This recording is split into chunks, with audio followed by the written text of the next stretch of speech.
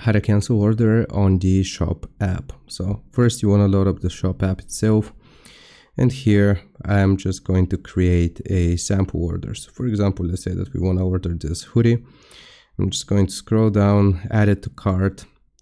Then I will click on my cart, continue to checkout, and here I'll just have to review the details and enter my cart account details and pay now. So after you have created this order, where you will be able to find it is in this section. At the bottom, you click on the orders.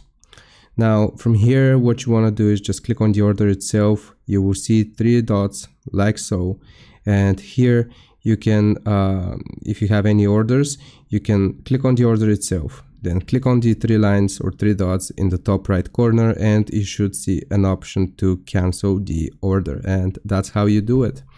I hope this helps. Leave a like and sub, and I'll see you next time.